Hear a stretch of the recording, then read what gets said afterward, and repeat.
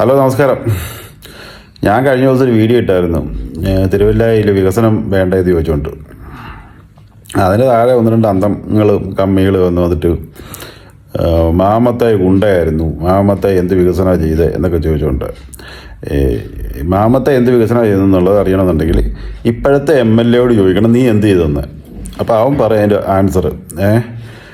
പിന്നെ മാമത്തായി ഗുണ്ടയാണെന്നൊക്കെ പറയുന്നുണ്ട്. എനിക്കതിനെക്കുറിച്ച് അറിവൊന്നുമില്ല. അങ്ങനെയാണെന്നുണ്ടെങ്കിൽ ഞാൻ വേറൊരു കാര്യം ചോദിക്കാം. ഈ തിരുവല്ലയിൽ ഈ കഴിഞ്ഞിടെ നടന്ന മൊത്തം ഗുണ്ടാ പ്രവർത്തനങ്ങളെല്ലാം മാത്യു തോമസിൻ്റെ അറിവോടുകൂടിയാണോ? അങ്ങനെയാണെങ്കിൽ അതിനെ അങ്ങനെ കാണണമല്ലോ. മാത്യു തോമസിൻ്റെ കൊട്ടേഷനായിരുന്നു തിരുവല്ലയിൽ നടന്ന ഗുണ്ടാ പ്രവർത്തനങ്ങളും കൊലപാതകങ്ങളും എല്ലാം. പിന്നെ ഒരു സഖാവ്, പിന്നെ ചുമത്രയിലും കണ്ടുള്ളൊരു സഖാവ് ഒരു സഖാത്തിയെ പീഡിപ്പിച്ച്, അതൊക്കെ എന്തായി? അതെല്ലാം മാത്യു തോമസിൻ്റെ കൈ കൊണ്ടല്ലേ അതൊക്കെ ഒഴിവായി പോയത്. എന്തായി കേസ്? ഒന്നുമില്ല. അതിനിപ്പോൾ കേരളത്തിലുടനീളം ഇത് തന്നെയാണ്. അടിമകൾ ഇതുപോലുള്ള പരിപാടികളിൽ ഏർപ്പെട്ട് കഴിഞ്ഞാൽ അവരെ സംരക്ഷിക്കുക എന്നുള്ളത് ഈ കമ്മ്യൂണിസ്റ്റ് എന്ന രാഷ്ട്രീയ പാർട്ടിയുടെ ഒരു കടമയായിട്ട് മാറിയേക്കുക. കാരണം അവർക്ക് അണികളില്ല. ക്യാൻസർ മുതലേ കാർന്ന് നിന്ന് നിൽക്കുകയാണ് ഈ യുവാക്കളെയല്ല ഈ കമ്മ്യൂണിസം. അതിനകത്തൊന്ന് ഇനി എത്ര റേഡിയേഷൻ കൊടുത്താലും ഗെയിം എടുത്താലും അതൊന്നും മോചനമില്ല.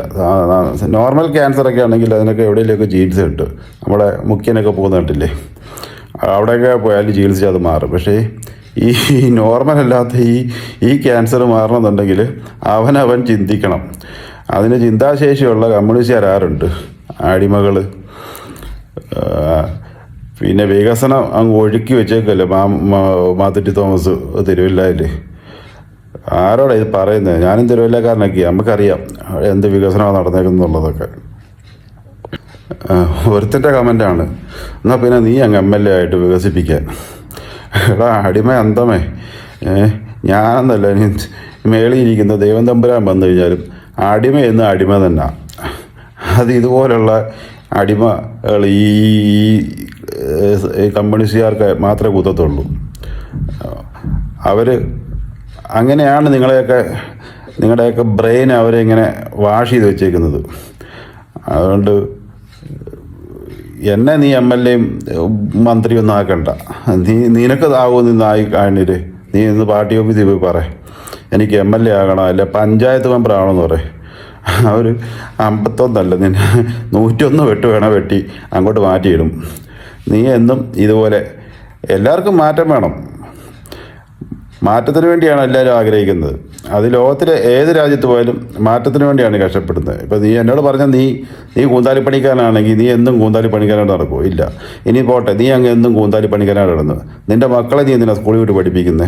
അവർക്ക് അതിനും നല്ലൊരിത് വേണം. അതിനു വേണ്ടിയല്ലേ നീ പഠിപ്പിക്കുന്നത്? അല്ലാതെ അടിമയായിട്ട് കിടക്കും ഒന്നുമല്ല. വെറുതെ ഓരോ ഡയലോഗ് അടിച്ചുകൊണ്ടിറങ്ങും.